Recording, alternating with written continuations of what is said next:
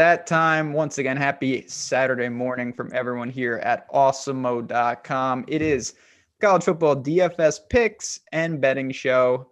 I'm Ben Rasa here with Matt Gajewski, as I always am. Matt, it was 15 games, then it was 14 games, and now it's 13 games. By the time we finish the show, is it still going to be 13 games? That's the first question I got for you. Well, we just got a piece of news. Tennessee is starting Bailey at quarterback today. I know how big of a fan you are of their normal quarterback. If you read your article, you've got some nice tidbits about how he's playing at a high school level. Did I say mean things about him? Yeah, it's possible. I ask you this, like, I'd say once a month. What happened to the other guy who Shroud? got the what? Shroud? That's the guy you like, right? No, there's another guy. Oh, for some reason I thought you were a Shroud guy. We talked about this once a while back. So you're a Brian Maurer guy. Yeah, Maurer. He's still with the team. I don't know. He got I believe he got a concussion or two last year, and I thought it was his team, and it's certainly not. None of that is really that important, though. We've got 13 of a chat.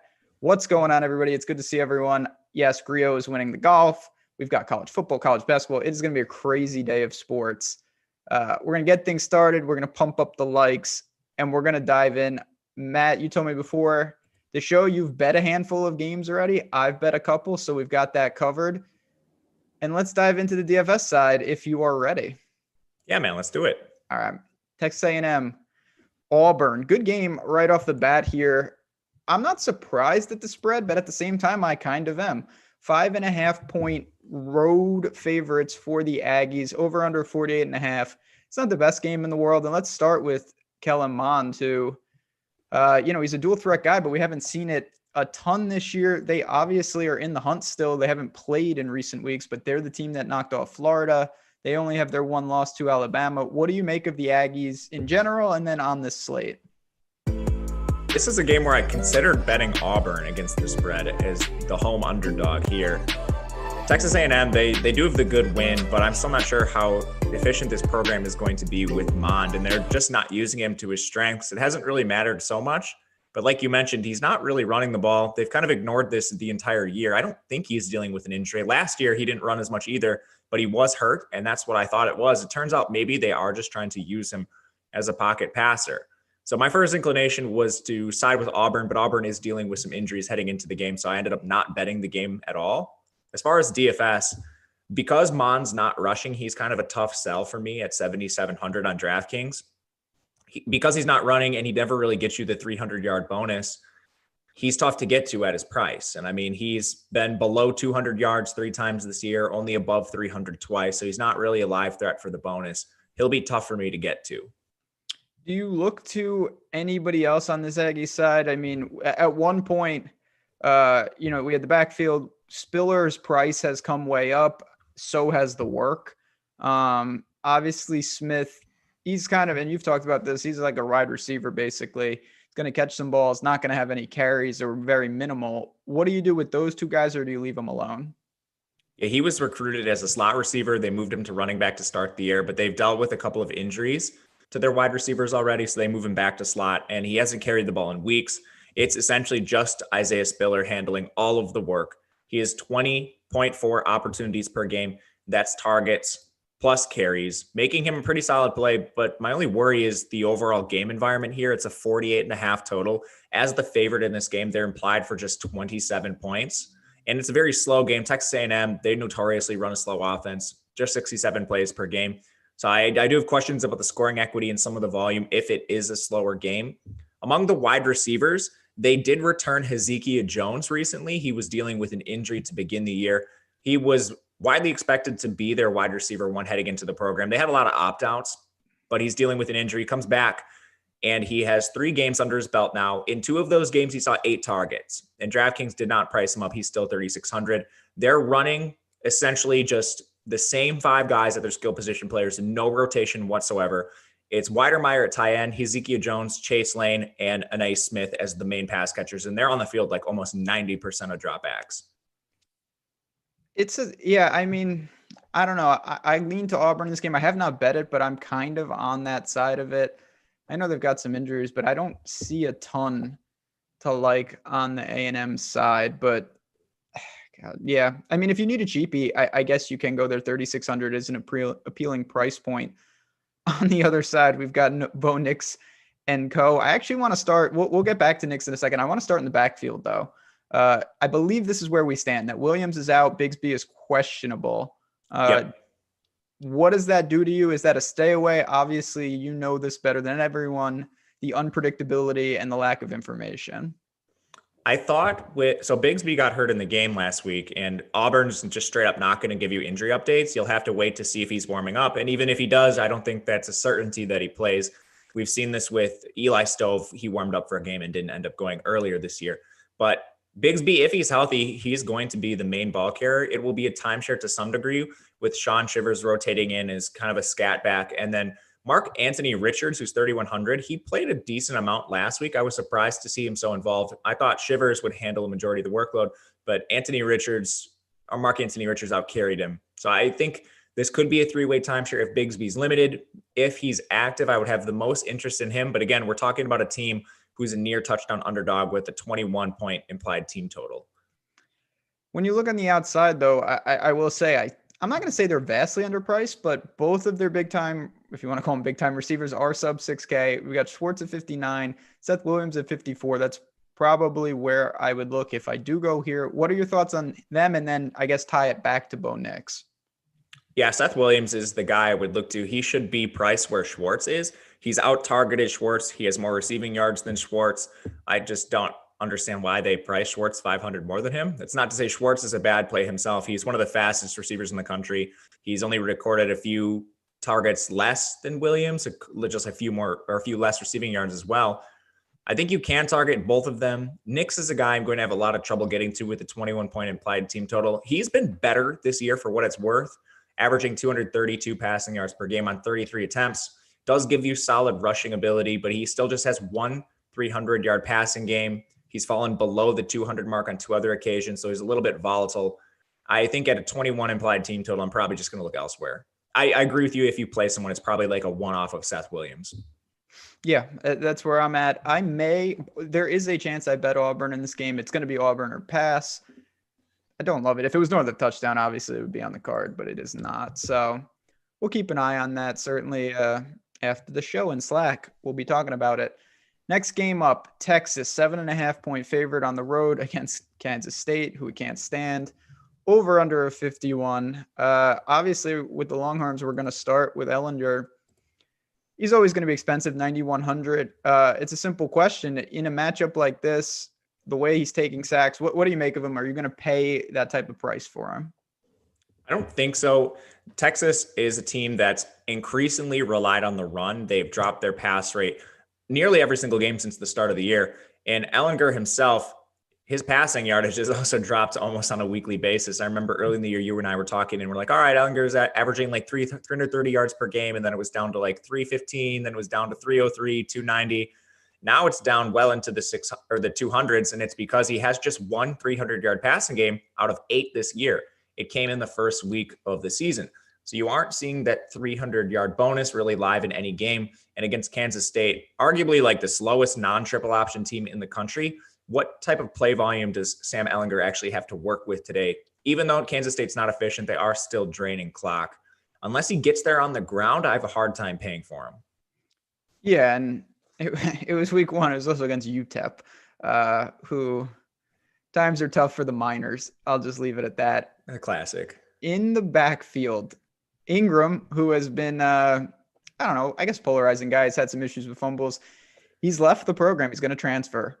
So does that open it up for Robinson, or do you think it's still going to be a timeshare just with other players? Obviously, Robinson's going to clearly be included.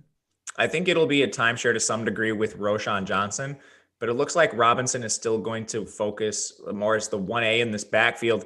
I do have some interest in it because they're pretty heavy favorites over Kansas State, and Kansas State doesn't exactly have, the best run defense in the country. They're allowing, over 150 yards on the ground per game. I am so worried about play volume here, but I think you can look to Robinson potentially as like a GPP type play. I think these guys that are in timeshares that have decent implied team totals and are favored typically go overlooked. And he's kind of in that 5K price range where he's not exactly difficult to fit. You're still worried about Roshan, and Ellinger is going to receive a lot of carries himself, and he's very active around the goal line. So I think the touchdown equity is still questionable. That's the one concern for me. He does, he's got a lot of Cam Newton in him and even Kyler to an extent. Around the goal line, Ellinger could take that, and you're going to need touchdowns, even certainly in a tournament setting with a guy like Robinson. On the outside, it's been tough all year. They've had some injuries, Jake Smith in, Jake Smith out. He's in Eagles more. I can't even scroll down far enough to find Tariq Black, your boy. God. Sad times. Is there anything in the Longhorns receivers that we need to take notice of here? I think Joshua Moore is a little underpriced. The targets have been a little volatile for Texas. This has been the case all year. Joshua Moore did deal with an injury 2 games ago, missed a game. Last week, he came back. He only received a handful of targets. Brendan Eagles actually out-targeted him. Jake Smith out-targeted him. But he still ran the most routes, and he's still the target leader on the season. So to see him come in cheaper than Jake Smith and Brendan Eagles was a little surprising to me. He still should be the most expensive receiver here.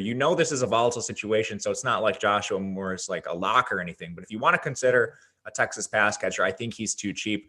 Brendan Eagles, he has 15 combined targets in Texas' 2 most recent games, partially because Joshua Moore missed some playing time. And Jake Smith, he started to see work in the slot to Jordan Whittington, who's been injured for most of the year. But Whittington's a dynamic player. They want to just get the ball in his hands, and Texas will rotate wide receivers anyway. So I think the Whittington reemergence hurts Jake Smith. The only good thing about Kansas State is that it saves time for the show. Is there anything to talk about? Every week the answer is no. Do you have any interest in Will Howard or Deuce Vaughn? Not in Will Howard. I thought pretty long and hard about Deuce Vaughn because he is such a solid touch floor at this point. But what is the scoring upside with a Kansas State running back? If you played Deuce Vaughn at 6,600, would you prefer him to, let's use someone else on the slate for an example, like a Zonovan Knight for NC State, who has a much higher implied team total and is going to score a lot more touchdowns? For me, I'll just take the upside rather than the touch floor with Deuce Vaughn. I think Vaughn is safer, but I think his ceiling is far, far lower than a guy like Zonovan Knight. And there's a number of backs similar to Knight that we'll talk about on the slate. Agree. Moving on, staying in the Big 12, though, Oklahoma State, TCU, Cowboys, slight favorites. I believe I could just be making that up, but I'm pretty sure that they are favorite. OK State is 2.5 favored. Yeah, 2.5 point favorite, 52.5 point total. I know because I bet it. Because you bet it. So there we go. You're on that side of it. And talk to me. So last week on this show, we spent a large amount of it talking about LD Brown and Jackson and what was going to happen in this backfield. Chubb, obviously Chuba sat, Brown sat, Jackson went nuts. Where do we stand this week? So Chuba and Brown both dealing with injuries. Chuba's dealing with an ankle injury. There's been rumors circulating around the program that he might not just play again this season. Obviously, he's an NFL hopeful type player. He's going to get drafted. He definitely hurt his stock coming back this year, but he still has an NFL future. So he may not play again this year, even if he is healthy enough to go. If he warms up, I think he's going to play if he warms up. So you'll have to watch pregame. LD Brown was a game time decision last week. He actually warmed up, suited up for the game initially, but then just didn't end up going. That led Desmond Jackson, my goodness, one of the best rushing games outside of Patterson for Buffalo of the year. 36 carries, 235 yards, and 3 scores. This OK State team is run heavy. They're going to run the ball as often as they possibly can. They're slight favorites in this spot. Desmond Jackson, I think, is still too cheap if he's the lone back here. Hubbard has been priced above 8K routinely on the slate, and I think you're paying more for the role than you are the player. You just don't see 36 carries very often for runners. So if Jackson's the lone back, he should be an 8.5K player. If LD Brown is back, I think this is a timeshare, but Jackson clearly played well enough to earn some sort of role moving forward. So if we get word, say he is the lone back, and obviously that's going to garner some interest. Do you have any interest in tournaments at directly leveraging against him with Tylan Wallace on the outside and hoping that maybe they they open it up a little more? Yeah, nobody plays Tylan Wallace. And yeah. I think it's because of the Oklahoma State run rate. It's so high. They're only passing 41% of the time. They're actually pretty fast in plays per game, 78. So there is some volume here for the offense overall. And Wallace is a 33% target share. He's averaging 112 receiving yards per game. He's another NFL player in this offense. And Spencer Sanders, while I'm not too interested in Sanders by himself, he has eyes only for Tylan Wallace, which makes me definitely interested in a leverage play. Yeah, I think there is direct leverage there. This guy's explosive. It's not the best situation. The floor is not intact. I wouldn't go there in cash by any stretch, but I do think you can consider them. I know you're on the OK State side on the betting market.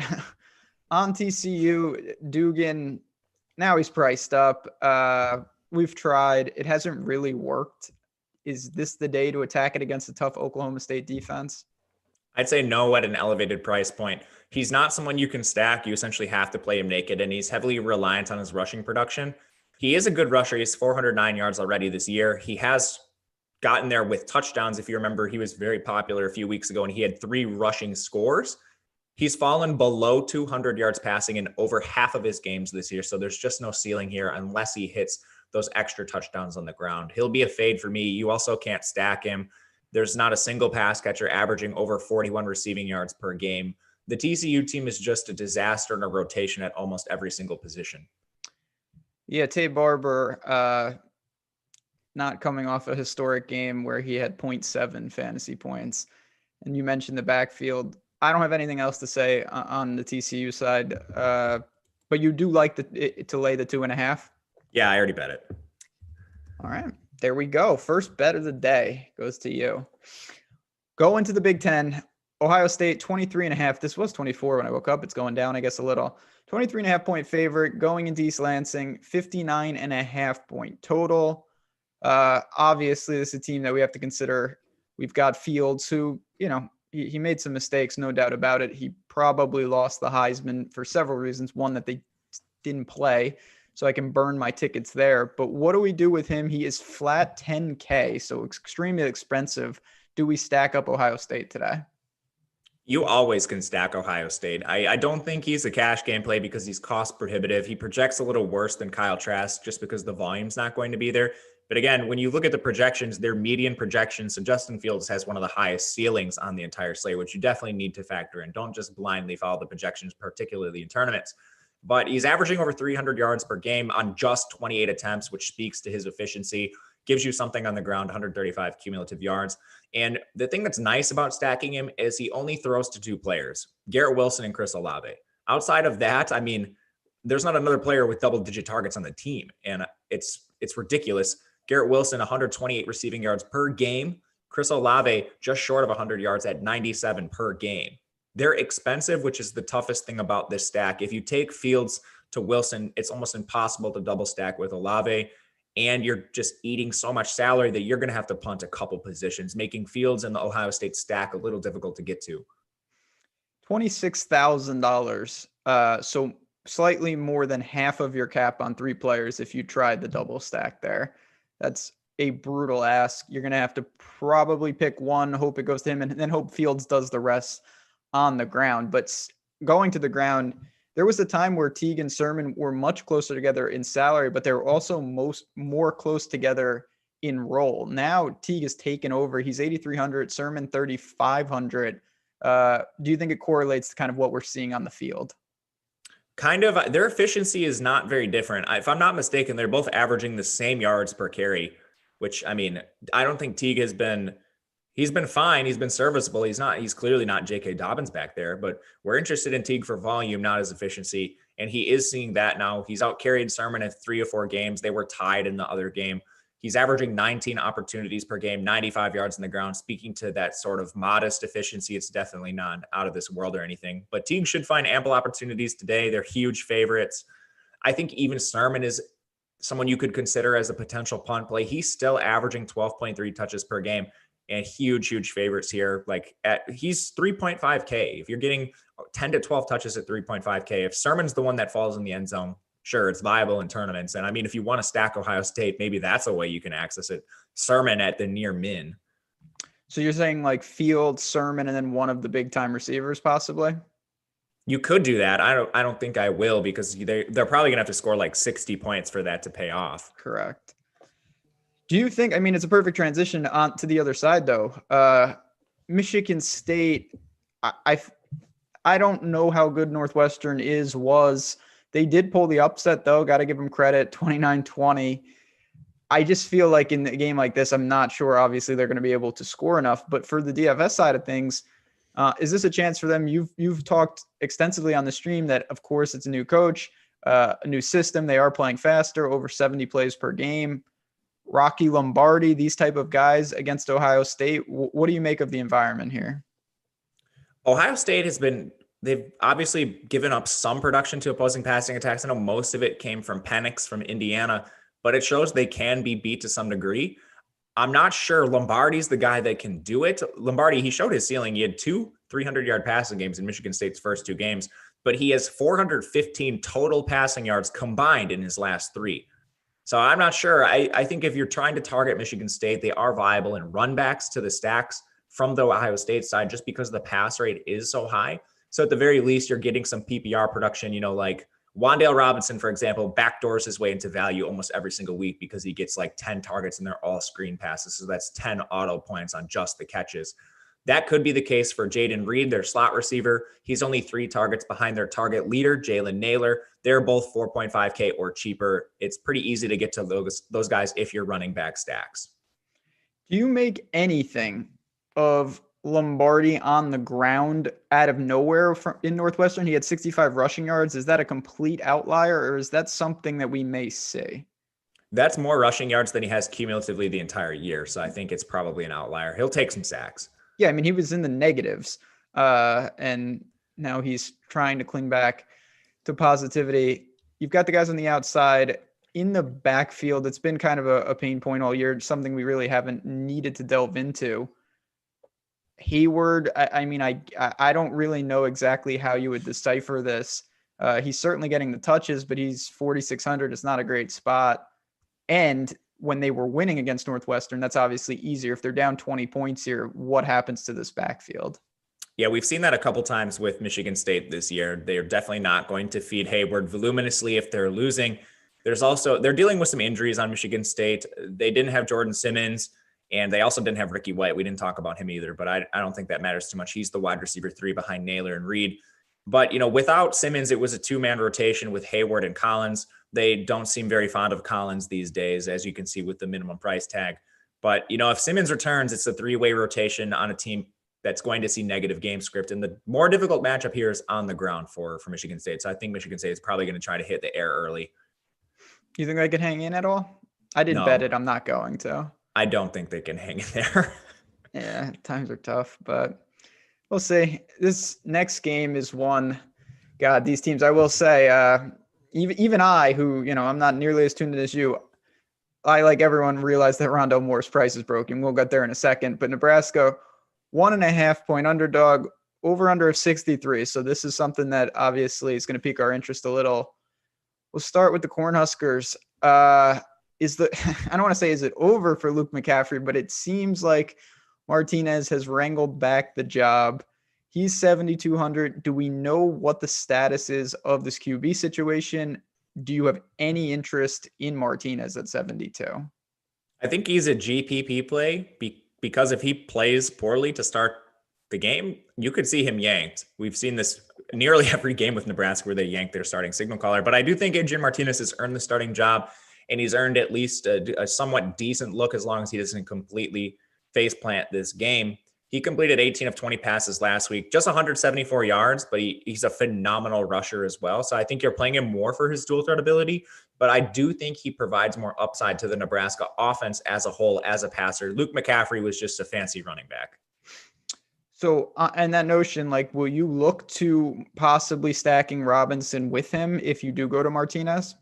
They did price up Wan'Dale, and when he was 5K, Wan'Dale Robinson was an easy lock and load. Even with Luke McCaffrey, like I said, the 10 targets or so he would receive a game were essentially all screen passes. So he would just backdoor his way into 10 points, and then whatever receiving yardage he get, he finished I think was 17 and 24 in his 2 games. So you can see he actually did have a decent amount of production here. You can stack him. I probably will do this a little bit. And it's just because, I mean, I want to stack the Purdue side too. If you're running back a Nebraska player, who is it outside of Robinson?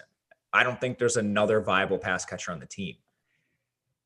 Yeah, I mean, I'm just looking. I'm Austin. I don't have an answer for you. I don't think there is anybody in play, and that's the interesting part about this. You've got a total north of 60, a very competitive game.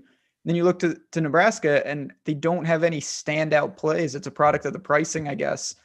Anything else from that side before we turn to Purdue? Watch the status of Dedrick Mills. What Scott Frost said about Mills did not really inspire any confidence in me that he's going to play. Just said like fingers crossed, didn't say whether he'd been practicing or not. And I know he hadn't been practicing last week. If Mills plays, he has received a large workload in the past. Without Mills, they basically are rotating 3 or 4 backs, Ramir Johnson, Marvin Scott, and Wan'Dale Robinson will enter the backfield for a carry or 2 here and there. It's just a really tough situation to get to. If we look to like the pass catchers outside of Nebraska, I mean, we could maybe take a look at routes. And outside of Wan'Dale Robinson, Austin Allen, their tight end, is running the second most routes. Maybe he's someone you look to. I know he got banged up last week, so you have to watch him pregame. And then there's someone by the name of Oliver Martin for this team. He's only played in 2 games this year for Nebraska, but he ran a route on 71% of dropbacks. Didn't really amount to any production, but he's on the field more than all of the other receivers and pass catchers. Like Marcus Fleming, you're not looking at, even though he's been banged up. Like Cade Warner, Xavier Betts, you don't want to play any of those guys. Oliver Martin. That doesn't sound like a real person.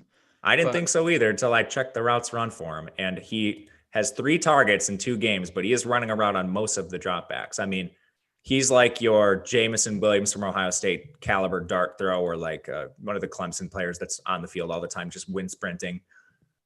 Aju. All right, let's go to Purdue. Plummer, it's officially his team. We've known that. I mean, we can get this out of the way right now. Even like I said, Rondale Moore, 6,800. Chat, you all the time. Who's the cash lock?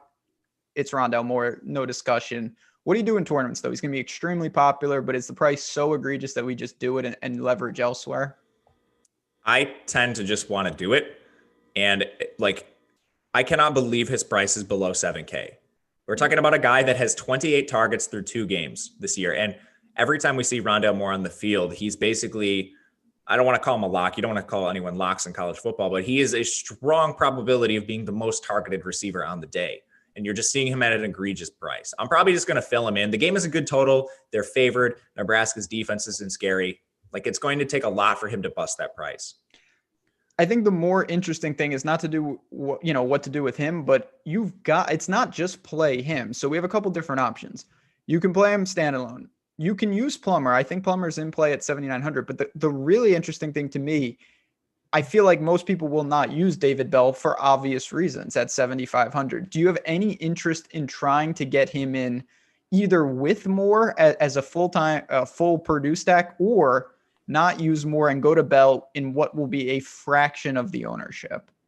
Yeah, there's absolutely interest in that. David Bell's the other wide receiver of note in the offense. I think he's an NFL player at some point in his career. He's only a sophomore, so he has another year left at Purdue. But he was averaging north of 10 targets per game prior to Rondale Moore entering the picture. And he's just seen 15 targets total since Rondale Moore has been back. That's in 2 games. But he still clearly has upside. Like, the guy had a 30% target share before Rondale Moore entered the picture. And Purdue recently had some opt-outs and transfers, so he's not coming off the field. Yeah, and obviously it goes without saying, if he has a massive blow-up game, it's going to hurt Rondale Moore's chances directly. So it's direct leverage. In the backfield, there's leverage too. You mentioned a couple guys. This guy was a little, he's in a different price tier slightly, but 8,400 for Horvath. Obviously, if Purdue wins this game and controls this game, we could see the ground game be the reason, and he could push for 20 carries, maybe 25 total touches. Can you pay that price tag, and where does he fit in? Like, does he go? Can you use him and Moore in the same lineup? Is he part of stacks? Is he an individual play? How do you break that part down? I think he's still probably an individual play. His target volume is phenomenal. Here are his last 4 games, just targets: 6, 10, 5, and 5. That's crazy target volume for a running back. But at the same time, these are all targets, like low 8-out targets around the line of scrimmage. if you're trying to stack the Purdue offense and access their upside through the pass game, I still don't think it's coming through Xander Horvath. I think it's more of just a boost to him individually. And this is a good leverage spot off of Rondale Moore, who's coming in with heavy ownership. Xander Horvath at 8,400, I think won't be as popular because he's expensive, but the matchup's very, very nice. Nebraska is allowing over 200 rushing yards per game. Horvath is averaging 22 opportunities per game himself. The only concern I have is King Doru, who is injured to start the year. Perhaps he starts seeing an increased workload, but we haven't seen it yet. So I think that's just, speculation at this point. What a sick name. King. Yeah, just that guy should be on the field all the time. Did you see Good News play for Valpo last night? Who? They have a player named Good News. They also played Purdue, did they not? They played Purdue. Yeah, they did. Yeah. I did not bet that game. Would have been on the right side of it, but there's a lot of good names out there, and King Doru is one of them. So final thoughts on this game, just to wrap it up. Obviously, Rondale Moore, you play him in cash. Really, obviously, in playing all formats. What do you do with Plummer, though? Where does he fall on your priority list for QBs? He's pretty high in that range. I do like, there's a certain Virginia quarterback that I seem to have a problem playing every time he's in the slate. So he's right in that price range too. But I definitely think you can play Plummer. And as far as accessing like stacks and the ceiling, he's one of the better plays in the slate. Moving on. We got through 5. We're making good time. We'll have some time. I do want to get your thoughts at the end of the show on a couple of games that are not on the slate. Coastal would be one of them. Syracuse and Notre Dame, this game shouldn't be on any slate. 33.5 point favorite for Notre Dame. Over under a 50.5. You guys are going to get it done, and then you'll be swiftly smoked by Clemson, and all will be right with the world. But we'll talk about it here. Syracuse, it's just been an awful season for them. Culpepper under center, sub 5K. Does it matter, though, even though they're obviously going to be trailing by many, many touchdowns? No, the Syracuse offensive line is making a very strong case for being the worst offensive line in the country. They've allowed 40 sacks, and maybe this is why all of their quarterbacks are hurt. But Culpepper, even if he does have a decent passing game, he's almost a lock to take negative yardage from sacks. No chance I'm going to be playing him. The only other guy I could even ask you about probably is Taj Harris. He gets opportunity. Look at the last game, 13 for $146 and a touchdown, but those are few or far between. I'm assuming Notre Dame will be ready for him. And he had 20 targets. Yeah, that'll play. That'll play. I still don't think he's very playable at his price. Notre Dame can just isolate him. They have a very strong front seven, so it's not going to take a lot to neutralize Syracuse's horrific offensive line. They can just dedicate coverage to Taj. On the other side, we know that Notre Dame can kind of name their score, but the problem with this team, and we saw it earlier in the year, I cannot remember who. Wow, USF. Yeah, that team. And, someone like Kyron Williams in that game, you look, he had 10 carries for 62 yards. Every other running back got involved. There was about 10 of them back there. Do you think that's, the same thing we're going to see here? I assume they want to make sure not take any chances with their top end guys in a game like this. Yeah, we've seen it with Notre Dame a few times this year where Kyron Williams he's been depressed a little bit as far as his volume. Like the Georgia Tech game stands out. Against Pitt, he barely carried the ball. So they've done this numerous times. He is averaging over 20 opportunities per game himself. He actually ranks 3rd on the team in targets, and he's averaging just shy of 100 yards rushing. But again, this is sort of more of Travis Etienne from last year, where you can almost project him for 10 to 15 touches. And on that reduced volume, he basically needs to hit the end zone a few times, and then you're just rolling the dice if he's the one that gets the touchdowns. Makes him extra volatile at 9,200. I'll probably play a little bit, but not, I'm not loading up on Kyron. I'm not locking him or anything like that. Yeah, I just think in a game, we have seen it with West Virginia backs, with other backs. They can get it done in these type of games. It's just you need the touchdown variance. On the other, I know the answer to this, but I'll ask it anyway. Ian Book at 9,300. The transfer from Northwestern that I can't pronounce his name, Skronerick or whatever his name is. Do you have any interest in these guys in a game like this? No. Book is, for the reduced role he's going to play today, which we talked about, it's not worth getting to. He's still only averaging 28 attempts per game, 233 yards, and that's with those competitive games that Notre Dame has played recently. So I'm out on Book, even though he's got a decent rushing floor. Also makes me out on all the pass catchers. Skowronek is their leader. He's averaging 5.3 targets per game. He's never seen more than 7 targets in any individual game. McKinley's no different. If you're paying for a Notre Dame pass catcher, just pay all the way down for freshman tight end Michael Mayer. The volume's not really any different and the routes are the exact same, but still probably not a viable strategy. No, I don't think this is a game that you mess around with. It really feels like it's going to fall right where they have it. A 50.5 imply, team total for the game. Notre Dame comes in and they eat a lot of that. Syracuse puts up like 10 points and we call it a day. All right. You should be taking the Syracuse's implied team total then. It's 9.5. If you think they're going to score 10. Hashtag value. That's like UMass. When UMass is sitting at 2.5 implied team totals and it's always a sweat. And then they get a safety and they still don't get there, but that's neither here nor there. This game, I'm not calling for an upset here by any stretch, but I do want to watch it. Florida 17.5 point favorite. They go into Neyland, 62.5 point total for this game. Tennessee's obviously they're struggling. It's been a bad year. On the other side, though, Florida is surging and they probably have what I think is the favorite for the Heisman in Kyle Trask. He's 9,600. He's not a dual threat, but he just racks up touchdowns. He's got weapons in Pitts and Tony. They've got a rotation at backfield. I'll go back to Trask, 9,600. Can you pay that price or would you rather get Fields? I would rather get Trask. I think there's more upside with him as a passer, and I think the game will be slightly more competitive. I don't think either is a quarterback I'm going to invest heavily in tournaments. I also think with Trask, it's easier to stack him and field a viable lineup, which is why I have a slight preference to him over Fields. With Fields, you're guaranteed, like you mentioned, double stacking Fields, you're spending half of your salary. If you take Trask, you can at least stack with Tony, who's 6,700 at a respectable price. There's more than 2 pass catchers receiving targets. You could even look to someone like Trayvon Grimes in a stack if you think the Florida team just scores 50 points and blows out Tennessee, and that's your avenue to a tournament winning score. And even Pitts. I mean, Pitts is $1,000 cheaper than Garrett Wilson, the number 1 tight end in the country. So I think just stacking Trask is easier. It leaves you to a more balanced roster construction. You have better lineups overall than with Fields. That's not to say Fields doesn't have upside. I think the upside is the same between the two.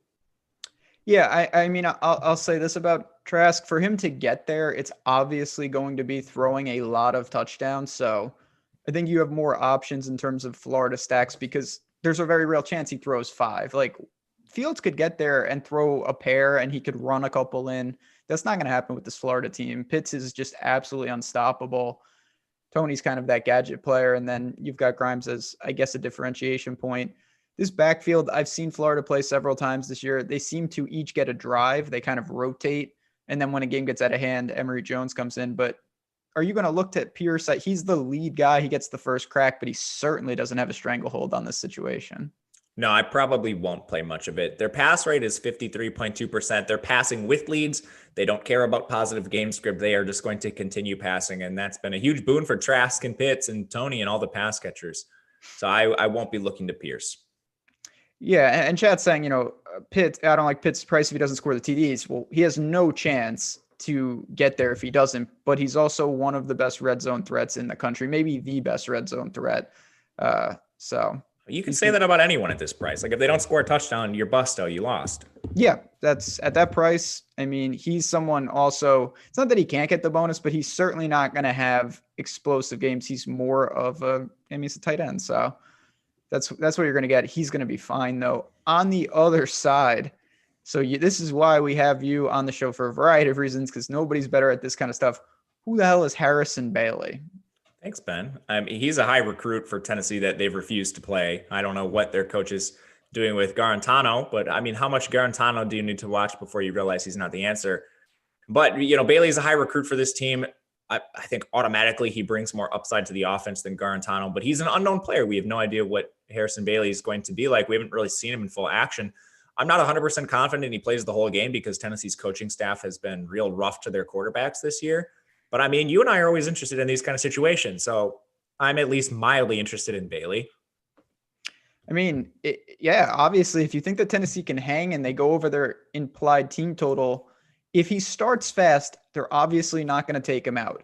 If he gets yanked, it means he was playing so bad that they had to pull him. You weren't going to get there even if he played the extra 2 quarters. It's not like a guy is playing fantastic at halftime and then they pull him. They pull him when he has -4 points, and then you probably want him out of there anyway. If you do look to Bailey, or even if you don't, is there anyone on the outside, particularly Josh Palmer, who you could look to as a run back in Florida stacks, or do you think maybe we got to tread lightly with Tennessee? I think we should tread lightly with Tennessee. Palmer, he leads the team, just 43 targets. That's 5.8 per game in his last 4 contests. Specifically, that's not fantastic. The next most targeted receiver is Brandon Johnson at 23. You just can't target players with target volume like that. What is the situation in the backfield? So we see that Eric Gray is 7,300. Chandler's been banged up. Where does it fall? I mean, do you take the cheap option if you had to, or do you stay away from both? Gray is like, it's similar to Deuce Vaughn, where you have a back seeing really good volume, but he's an underdog and the implied team total is not great. Speaking of Gray's volume, he does have at least 19 touches in his last 4 games, and he's averaging 22.3 on the season. If we isolate the last 2 games, he's carry counts of 31 and 22. That was with Chandler banged up. Chandler's expected to be back now. He'll be the 1B to Eric Gray's 1A. But again, we're still talking about 7,300 for an underdog with a low implied team total. So it's going to be difficult for me to pay 73 for that guy. Like, he's 100 cheaper than Tyler Goodson. Yeah, that's a fair point. I don't know what to make of Tennessee. I will say 17.5 was a number that piqued my interest. I ultimately did not touch it. But their defense has hung in a little bit. I don't know what we get out of Bailey. So we'll have to keep an eye on it. Like I said, Florida, clear stack if you want to go there. And I probably wouldn't even run it back if I chose to do that. All right, we're going to the Big 12. Back to the Big 12. West Virginia, Iowa State. Iowa State is certainly leading that conference right now. They're a 6.5 point favorite at home. The over-under is just 48, though. Clearly, we've talked about these teams a lot. West Virginia's been on a lot of DFS slates. So we know what we're getting with the quarterback, Doge, the guy that neither of us know what his true name is. We call him, what do you call him, Dogie or Doge? Deggy. I don't know how to say his name. I don't know how to say his name. No one knows. He is 6,200 here. He's got some guys on the outside, but it's been a crowded receiving core all year. You can start with that. What do you make of those price points, and what do you make of this situation? Daggy Doge, I don't know how to say his name. He is a negative in the run game, like a significant negative. He's almost essentially going to take negative yards every game. And because of that, he's more reliant on the 300-yard bonus, just because he will be eating some negative production from that. He does average nearly 39 pass attempts per game for 275 yards. So he is live for the 300-yard bonus on almost every occasion. Iowa State plays very good defense, so this is a tough matchup for him. If you're talking about quarterbacks that are cheap, that do have the ceiling, though, he certainly does have it. The main problem with him is stacks. Like, who do you go to in stacks? Because West Virginia often runs 4 wide receivers. They rotate wide receivers a lot, and they don't have a clear target leader. It's volatile on a week-to-week basis. Like, you have Winston Wright as the target leader this year, but he's seeing 7 targets per game in his last 4. Those flip-flop all over the place. Bryce Ford-Wheaton's their X receiver. He's second on the team in targets. He's averaging 6 per game in his last 4, but again, they're all over the place. I think if you want to stack him with somebody or just play someone from this offense, Sean Ryan is the cheapest viable punt on the slate, in my opinion. He stands out over Sam James, who they've essentially benched at this point. And Sean Ryan's running a route on a majority of the dropbacks now. He's just a pure punt play, but you can definitely look to him. Yeah, he's starting to trend upwards. Hasn't found the end zone yet, but the catches are there, and there's just not that many players. So, he's $3,300 on an offense that's kind of in flux. The backfield, a little easier to break down. We know Letty Brown obviously is their guy. Big time volume, but it's a big time price tag. And listen, Iowa State is no joke. They started off the year with a tough loss to Louisiana Lafayette, but they've certainly looked good all the way through Big 12 play. They have. And this is a tough offense to get to in DFS because they're so slow. They're one of the slowest offenses in the country, running 68 plays per game. I loved Purdy coming into the year. This is a horrible take at this point, but I thought he might be, like a dark horse Heisman candidate. He certainly is not that, but he has improved recently. He now has a pair of 300-yard passing games under his belt. those need to be in shootouts when Iowa State can play with a lead and their opponent plays fairly slow. Purdy has a difficult time accessing that ceiling. Only 30 pass attempts per game for Purdy. That's generally not going to get it done. And his price point is kind of middling. The offense had a bit of a shakeup last week with Tariq Milton returning. He didn't even run a route on 30% of the dropbacks, but he had 8 targets on those really limited snaps. And that hurt Xavier Hutchinson. He only had 3 targets himself. I think the only one who's unaffected by this is the tight end, Charlie Kolar. He still had 10 targets, and he's been one of the premier receiving tight ends in the Big 12 this year. I think Kolar is my preferred stacking option with Purdy if you take this route. Do you think that if Milton sees more snaps that target share could even increase at 3,700? It could increase. 8 targets is a lot for this offense. Like West Virginia, I think would have to get out for ahead in this game early for Tariq Milton to see more targets. But, 1 game sample, Tariq Milton was a big part of this offense last year. He will be involved to some degree. More likely than that happening is that Iowa State, they're almost touchdown favorite, and I think they win this game, to be honest. Breece Hall in the backfield should be carrying the load. 8,700, workhorse back, finds the end zone a lot. 17 touchdowns on the year, very live for the bonus. Where does he fall in terms of the premier running back options? He's very expensive, and he's seen his workload kind of reduced a little bit recently. I think some of this is just matchup and blowouts. He still is averaging 140 rushing yards per game on 24 opportunities. So, this is fantastic volume for Breece Hall. Anytime you have the salary to get him, I'm more than comfortable taking a shot on a guy like this. I personally prefer to pay down a little bit and try to get someone like maybe Tyler Goodson, who's more than 1,000 cheaper than him in a similar volume, but can't fault anyone for playing Breece Hall.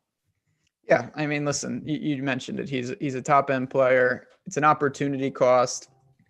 I don't love it, but I do think that the best chance for Iowa State today is going to be leaning on the ground game, and it could be a competitive game where his volume goes back to where we've seen it. But you just mentioned Goodson. Let's move to that game. Iowa, 13.5 point favorite, over under 52, going into Illinois. I don't know about this. But we'll start with the Iowa side of things. And we'll start in the backfield. You just mentioned him. Talk about Tyler Goodson, 7,400. Where does he fall in terms of the top end running backs? He's a strong target for me. He'll probably be in my cash lineup. His volume is similar to someone like Breece Hall or Letty Brown, the expensive backs we already talked about, but he's cheaper. He's 7,400. Phenomenal matchup against the Illinois defense, allowing just shy of 200 rushing yards per game. They're a 13.5 point favorite. Iowa has increasingly relied on the run because Spencer Petras he's not it as a quarterback. The guy doesn't have any sort of skills. So they need to absolutely just pound the ball. So he's averaging 21.3 opportunities per game. And that has risen in recent weeks with their increased reliance on the run. If you were in some sort of like purgatory situation and you had to take either a Kansas State wide receiver or an Iowa wide receiver, what would you do? I would take Amir Smith-Marset because he returns kickoffs and he'll use him on carries and stuff occasionally. He's a dynamic athlete. So I'll just take the best athlete when we're talking about 2 horrific situations. Yeah, Iowa's a quick team to sum up. If they win this game, and I think they will, it's going to be in the backfield. It's going to be on good defense. Their passing game is a disaster. On the other side, this is a team that's, they've dealt with some COVID situations, but then they at times they show some form. The Fighting Lovie Smiths, they've got some things that I do like. Crushed Nebraska. That was impressive. They've got the guy, Imer Matabibi. How do you say this guy's name? Dude, I don't know. Okay. Well, they've got him on the outside at 4,800, certainly getting some looks. Talk about Peters, talk about the backfield. Honestly, just sum up this Illinois team. They should be trailing in this spot, and that could cause them to open up the passing game, which is not what they want to do. They don't want to do, but Brandon Peters is their best chance if they have to take this approach. Last week, he completed 18 of 25 passes. Peters is a quiet dual threat, too. He's 111 rushing yards on the year, and that seems really low, but you have to factor in Brandon Peters has been out for a few games due to COVID protocols. If they're a negative game script, Peters, I think, possesses a higher ceiling than a lot of players in this price range. He's in the same price range as Petras on the other side, and mainly just the bad signal callers. I do think he has more upside than this because of his rushing floor, and he's the best passing quarterback they have. Behind Peters, they essentially just have dual threats, and they're running a Kansas State level offense when he's not in there. Now, earlier in the year, like Josh Amatter, not sure how to say his name, with his 27% target share, he was seeing pretty healthy targets per game, like near 8 to 10. And with the other signal callers, that's dropped all the way down to around 5 per game. With Peters back in the lineup, his efficiency should rise. Same with tight end Daniel Barker. Outside of that, no one really sees consistent target volume. But I do think Peters helps the offense. If you want to like maybe look at a stack of the game or just run back a correlated play to Tyler Goodson, I think you can do this. As far as Chase Brown goes, despite seeing negative game script in every single game, Illinois has just been incessant on running the ball. And Chase Brown has worked his way over Epstein at this point. He is 17 and 26 carries in back-to-back games. He receives targets occasionally. And now averaging 71.4 yards per game. He's sort of the same as like a Deuce Vaughn. When you have these huge underdogs, I think you have to ask yourself, like, how much scoring equity a Chase Brown has. And would you rather play maybe someone in a timeshare who has more scoring equity, like an NC State back or, you know, someone in that vein? Yeah, I'm with you. I just think that when you look at the situation, there's just so many ways that he's phased out due to them being ineffective. So you got to tread lightly there. That guy has a brother, so we'll have to keep an eye on. There's another Matter Baby. There's another one. He does. The other dude doesn't play though. No, don't play him. I just point those things out. That's what I do for the show. I don't see anything else for this game. To me, again, I think Goodson stands alone, and you mentioned he's cash viable. So we'll keep it moving, save some time here. All right, here we go. This is now my turn to give a bet. Indiana against your boys in Wisconsin, 13-point underdog going into Madison, over under really low, 44.5. So that just speaks to what we're probably dealing with on the DFS side. I bet Indiana though. I got a 14, which is obviously preferred number. You can check Odd Shopper to see if any of those are out there. Save yourself some money. Definitely worth checking out, oddshopper.awesemo.com. But looking at Indiana, the big news, of course, is that Penix goes down with the ACL. He's gone, but as I told you before the show, I am a Jack Tuttle fan. I thought he would eventually be the starter at Utah. It didn't happen. He transfers in 5,800. Similar to Bailey, I think this guy's better. Can you back him blindly without having seen him play? I like targeting these situations personally. And people always are like, I need to see it for a game. I need to see it for a game. And you and I have hit on this probably more than we should at this point this year. But when you have these players in situations that are unknown and then they perform well, their price adjusts. So you no longer get them at the same value. This is a very, very difficult matchup for Tuttle. Wisconsin's defense is no joke, particularly on the ground. They're going to get after him as a passer. I do think there are concerns with Tuttle. He's now been with 2 programs and he's failed to latch on it either. And it's taken injuries for him to see the starting job. So there are significant concerns with Tuttle. He's not really a dual threat. He was recruited as a pro-style quarterback, but Indiana passes a ton. They have a over 50% pass rate. They run a lot of plays. If they can, actually rack up some efficiency against Wisconsin, you could see a ceiling game out of him. He certainly has the weapons for it. I do think I will say in the DFS side, it's a tougher sell. You're going to get low ownership. And if you're building a bunch of teams, I don't hate it because the Indiana stack, he has everything that you could want. We've talked time and time again about the weapons on the outside. I think he slides into this offense a lot better than people realize. And that's why I bet them. I don't think there's going to be that big of drop off for guys like Freifogel, Wap Fowler, even Hendershot. What do you do though, jumping back and forth a little? That's why I like him for the betting side. What do you do on the DFS side though? Are you really concerned about the change at QB affecting these, guys on the outside? It's tough to say. I mean, I think Fowler is a better price adjusted play because his target volume is essentially the same as Freifogel. He plays out of the slot. He's not seeing targets as much downfield. So it does limit his upside a bit. But if you're talking about a new signal caller, how much do you want him throwing downfield anyway? I'm legitimately not sure. Freifogel is still a monster. The target volume is essentially the same as Fowler, but you're paying a much larger price for a receiver that was thriving with the efficiency of Penix. With Tuttle coming in, how much of that efficiency translates over? And again, it's an uncertain situation. He likely comes in with depressed ownership because of this. And we know if Tuttle can deliver the ball at least somewhat accurately to Freifogel, his ceiling is there. It is worth pointing out. I mean, obviously, like I said, I like Indiana. Their implied total, though, is just like around 16 points today. So it's not like they are expected to really get out there. They could struggle. Tuttle could be ineffective. There is a downside, but that's the risk. That's the balance that you have to take. Boy, the backfield similar, Stevie Scott, 6,900. The problem with him is, again, they are underdog. They are expected to be trailing. Do you think he can get enough? I mean, when they're winning, his workload is massive. When they lost against Ohio State, he was rendered useless. Do you think it falls in the middle, or is it really game script dependent like that? I think he's game script dependent, and he's been very efficient. And it's not just him. All of the rushers for Indiana have been fairly inefficient this year. So at his price, he's not someone I'm taking a strong look at. I think there's concerns he might even see some work moving forward. Tuttle, don't make me look like an idiot today. Just get it done. On the other side, your boy, Graham Mertz, 6,700. Turns out that he's not the best player in the world. We saw against, when he debuted, he was unstoppable. He's had some struggles of late. He's still a freshman, 41 passes against Northwestern. They did struggle. They only manufactured 7 points. Where does that leave this team, honestly? I mean, it's a tough team to look to. Go to the tight end. What do you do with a Wisconsin team that is struggling a bit? I mean, you can't play anyone in the pass game, and it's not. I personally think Mertz has some talent, but I mean, you just can't play Wisconsin, who's a fancy triple option team. Like, they just run the ball so much. They don't care about game script, and they don't care about modern offensive concepts. So you're not playing Mertz. You're not playing a single pass catcher. They're all priced up too. Like Ferguson at 7K, especially because he's hurt. Like, you can't play anyone from the Wisconsin pass game.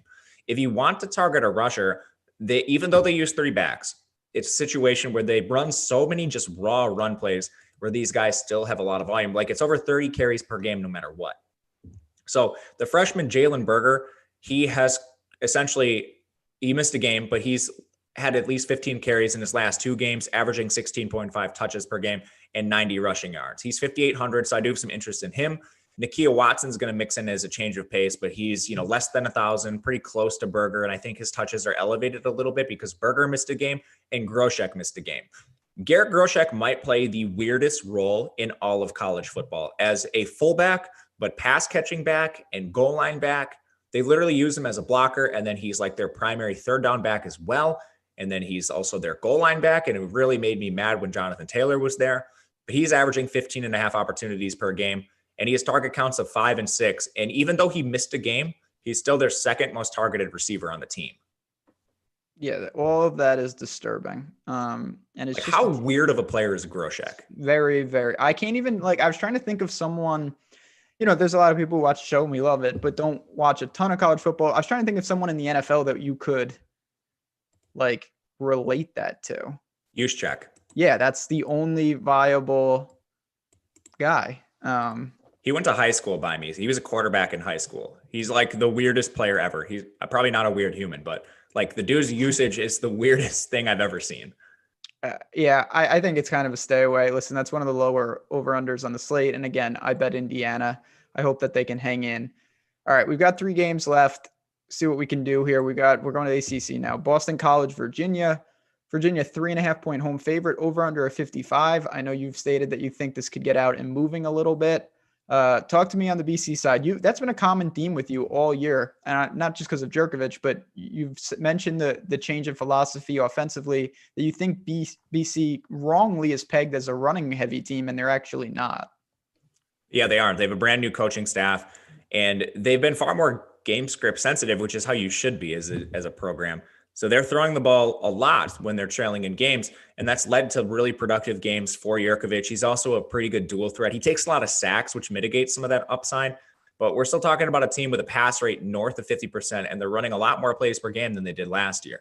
That leads to more upside for someone like Jerkovich, and I think if you're targeting someone in the lower price tier, he stands out to me as one of the better price-adjusted quarterback plays given his rushing upside. Also, Virginia on the other side, talking about just overall game environment, they play very fast and they play very pass heavy as well, which leads to this sort of explosive potential in the game if both of them can move the ball. Jerkovich has been hurt this year, and that's the main concern with him. He's dealing with a shoulder injury, not significant enough to keep him out of games, but enough to at least raise some concerns. He is interesting, though. Like I said, you mentioned dual threat ability. I don't mind the matchup. And Zay Flowers, 5,200. Obvious target to pair him with. I like him on his own as well. What do you make of Flowers and the rest of these BC pass catchers? they're all heavily targeted because of their elevated pass rate, and they're not coming in with the appropriate prices. People still aren't thinking about Boston College as, like a pass first team, but Zay Flowers is averaging 10 targets per game in his last 4 contests. Hunter Long, the receiving tight end, he's averaging 7.5 targets per game. He's also second on the team in receiving yards. Even someone like CJ Lewis, he's emerged for 4.3 targets per game as the third pass catcher on this team. He's priced up at $5K, but they have Jalen Gill, who's on the field almost every single down too. Those are really cheap attachments to an offense that's going to be throwing the ball a lot and projecting to score a good amount of points. Yeah, this is, I think, a good spot to possibly stack up, and you're going to have options on the other side. Let's go there. Virginia is a team. They're another one. They're on the slate all the time. We always get sucked into talking about Brennan Armstrong, Billy Kemp, Jana, all these guys. So what do you make of the Cavaliers? Like I said, slight favorite at home. I think it's a very similar situation. And Brennan Armstrong is someone we have to be really careful with. He projects extremely well because Virginia is very pass heavy. They have a pass rate north of 50%. They run a ton of plays. They're running nearly 80 plays per game, which is just a ton of raw volume for Armstrong. Then we take into account that Armstrong is a pretty good dual threat, and it just leads to pretty silly projections for this guy. And he's priced at 8.2K. He's still a value at this price. But I also think his talent is a little questionable, which leads to some volatility in his projection. Like, we all played him the week where he scored negative points and got the concussion. And I know everybody is scarred from that performance. What do you, like I said, Flowers on the other side to me stands kind of above these other guys. What do you make of the Virginia pass catchers? Is it Kemp who's a running back? Like, what is going on there? DraftKings. Yeah, go ahead. DraftKings changed him to a receiver from 1 week, and then they accidentally put him back at running back this week. I don't know, man. The opportunity cost is something that obviously is. What do you think that does to him? If he was a receiver, would you have that much more interest? Yes, I would have more interest just because there's some really good rushers. It's like in the NFL, I think most people have gone to wide receiver flexes just because it's a little bit safer at this point. In college football, we have runners that are going to see 30 carries, and that opportunity is almost like a guaranteed thing. So there is some opportunity cost when you have some of these runners that have such great workloads. It's tough to play him. Anything in the backfield that we need to discuss?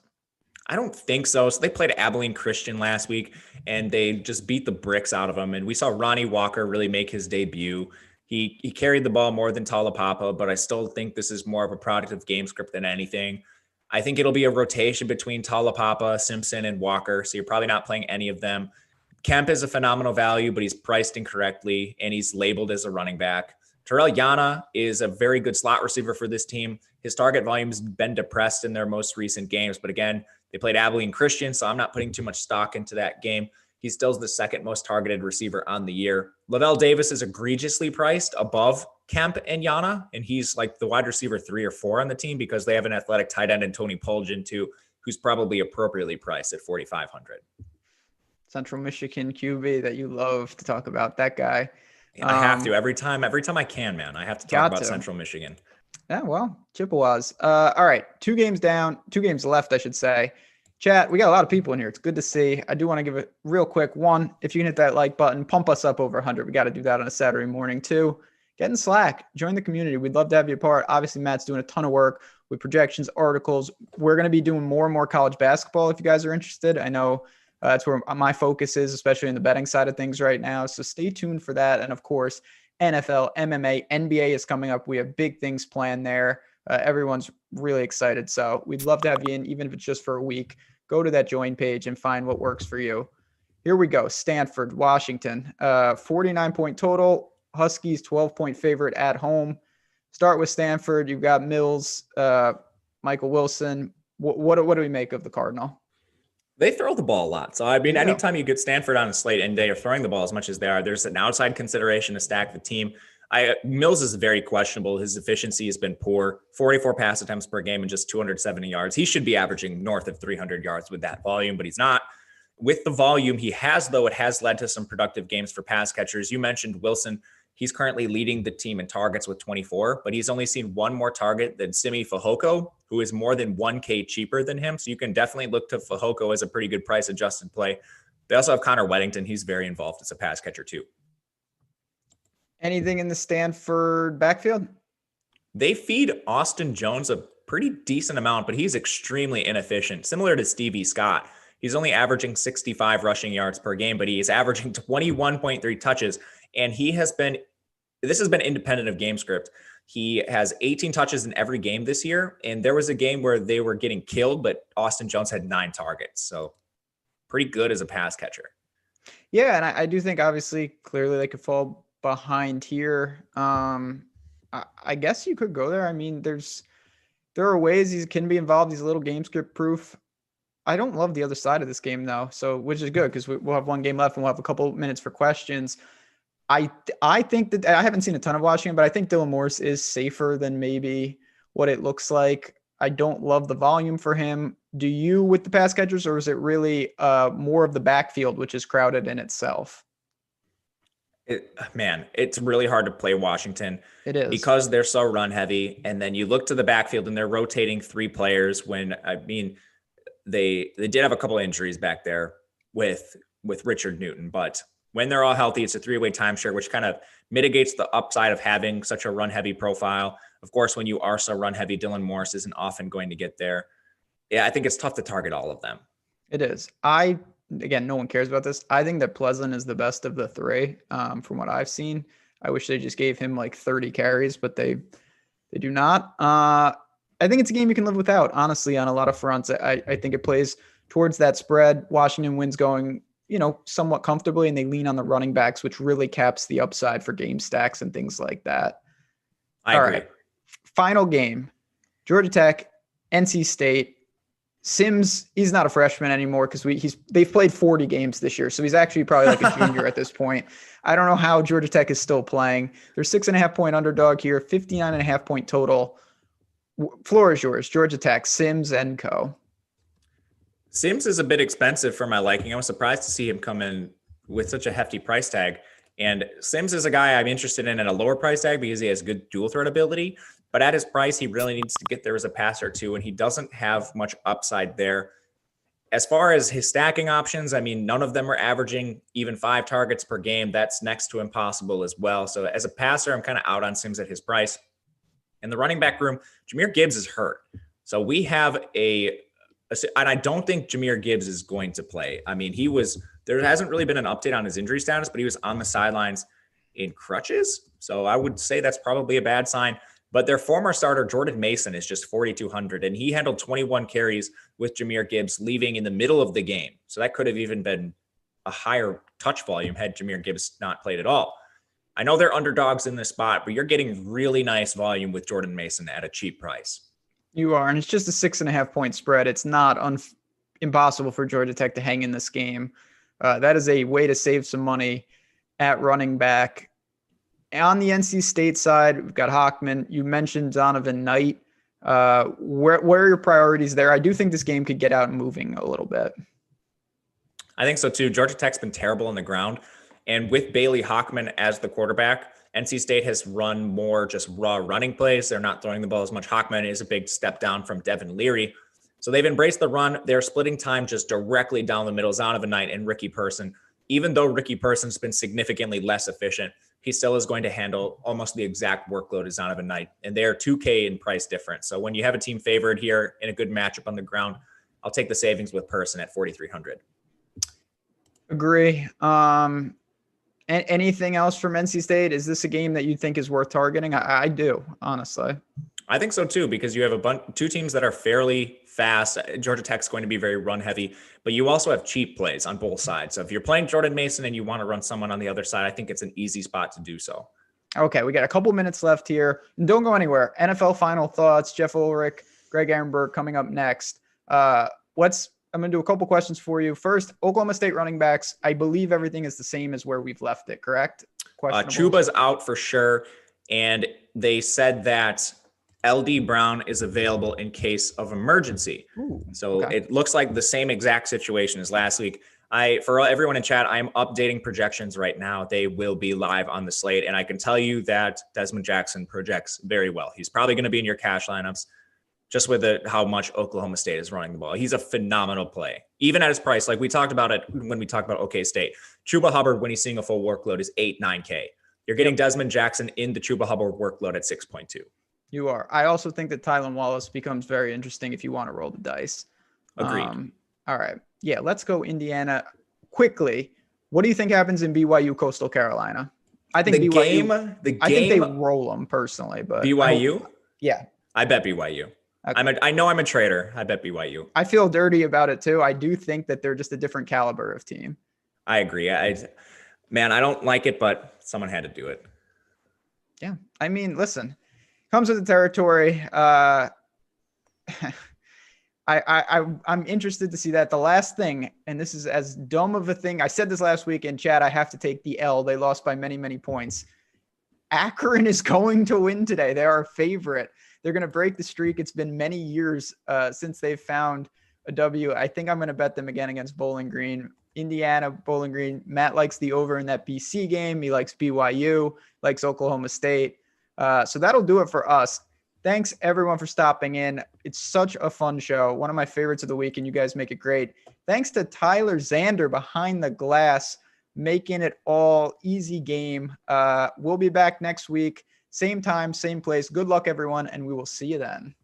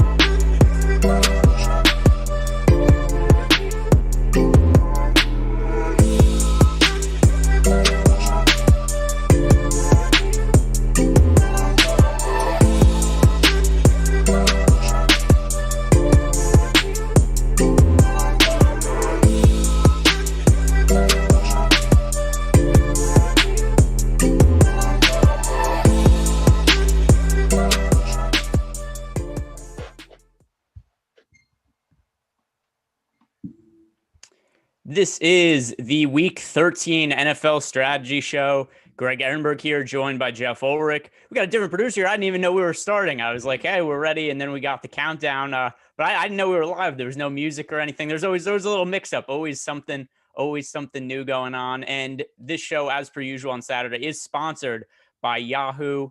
And the other thing to consider here too, Jeff, we've got an interesting week because your boy, our boy, really man of the company, Mitchell Trubisky is chalk this week. What are we doing with this information? Yeah, I mean, that's true. He is kind of like, I mean, I feel like we're right back to week one. Like Trubisky got benched. The Bears had a winning streak, then they had a losing streak. And it's like we're right back to week one, Greg, because in week one, we were talking about Mitchell Trubisky versus the Lions. And look, he didn't end up being too bad that week. I mean, I think he actually ended up being, we had some guys go off, so he wasn't I don't know if he ended up factoring into a lot of winning lineups, but he certainly wasn't a bust. So, yeah, it's an interesting week. I mean, quarterback right now, top three owned are Ryan Fitzpatrick, or the top three projected ownership right now on quarterback is Ryan Fitzpatrick, Deshaun Watson without Will Fuller, and then Trubisky. So it's an interesting week at QB. Like, you're going to be able to make a lot of cases for pivoting off these guys, in my opinion. Yeah, it is really weird. I mean, we go back to that week one with Mitchell Trubisky, and if I remember correctly, he was busting really hard until like midway through the fourth quarter. The Bears were getting crushed in that game, and then all of a sudden he just kind of led them back. And then it was a late touchdown pass to Anthony Miller that really gave him a decent game. And if I remember correctly, that was one of our favorite stacks of the week. So it was something we got away with that really shouldn't have worked, that just kind of did, because Trubisky was generally awful the entire game.